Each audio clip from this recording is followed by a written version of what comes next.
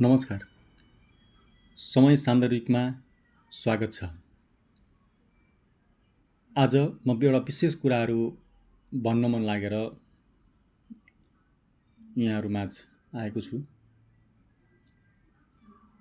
संसदमा अहिले सुत्न नपाएर भन्ने वा भाषण गर्न नपाएर भन्ने या त आउन बाध्यता परेको कारणले भन्ने एउटा रैलो चलिरहेको छ। विगतका अभ्यासहरूले सांसदहरू संसद भवनभित्र सुत्ने, मोबाइल चलाएर बस्ने, तर्क वितर्क गर्ने, एकले अर्कालाई आरोप प्रत्यारोप लाउने कामहरू मात्रै भए, यानि कि बढी गफ मात्रै भए। तर पछिल्लो जुन नयाँ सरकार अहिले गठन भएर सरकार सञ्चालन गरिरहेको छ र संसद सञ्चालन गरिरहेको छ र कतिपय कुराहरू आफ्नो ठाउँमा होलान्, नराम्रा पनि हुन सक्छन् अथवा विरोध गर्नुपर्ने पनि हुन सक्छ। तर हामी अब अझै पनि नसच्चिने हो त, पुराना पार्टीहरू अझै पनि नसच्चिने, विरोधका पनि शैली तौल तरिका हुन्छन्। हामी पुरानै तौल तरिकामा हिँडेर हामीले चाहिँ अहिले यो दुःख अथवा यो एउटा चाहिँ पछाडि पर्नुपर्ने कारण हो। पनि फेरि त्यही बाटो नै हामी हिँड्ने त, त्यो बाटो परिवर्तन नगर्ने। यदि हामी त्यही बाटोमै हिँडिराख्यौँ अथवा बाटो हामीले अझै पनि हामी सचिएर आएनौँ भने भोलिका दिनमा झन् लोप हुँदै जान सक्ने सम्भावना देखिन्छ। राम्रो कुराहरूलाई चाहिँ हामीले हैँसेमा हैँसे दिने, साथ दिने, सुझाव दिने, रचनात्मक कुराहरूको बारेमा चाहिँ सुझाव सल्लाह दिने गऱ्यौँ र राम्रोलाई समर्थन गर्दै गयौँ भने पक्कै पनि भोलिका दिनमा हामीलाई जनताहरूले साथ सहयोग दिन्छन् र पहिलेको स्थानमा पुर्याउँछन् भन्ने कुरा हामीले बिर्सन हुँदैन। अहिले यो जनताको आक्रोश, वेदना, दुःख, पीडाको भोगाइको परिणामबाट चाहिँ यो समस्या सिर्जित भएको। त्यो भनेको हामी पुरानो पार्टीले नै सिर्जित गरेका हौँ र अब पनि संसदमा एकले अर्कालाई आरोप मात्र लगाउने।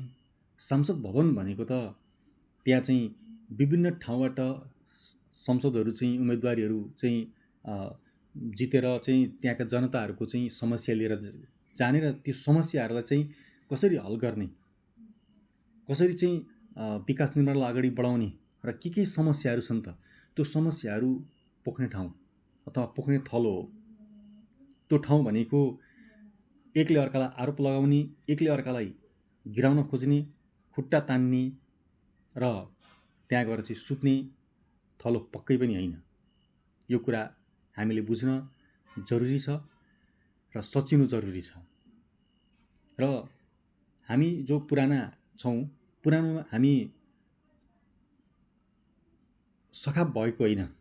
हाम्रा केही कमी कमजोरीले अथवा हाम्रा केही अहन्ताले अथवा हाम्रो केही अडताले चाहिँ हामी पछाडि परेका हौँ। कतिपय कुराहरू जनभावना अनुसार, जनताको चाहिँ आकाङ्क्षा इच्छा अनुसार नगरेर व्यथिति नै व्यथिति बढेर एउटा हठताको कारणले चाहिँ सिर्जना भएको हो। र अबको दिनमा पनि हामी ती कुराहरूलाई चाहिँ, गल्तीलाई चाहिँ सच्याएर अगाडि बढ्यौँ भने पक्कै पनि फेरि पनि हामी उदाउन सक्छौँ। तर सच्चिनु पर्यो। अझै पनि हाम्रो सोच पुरानै छ,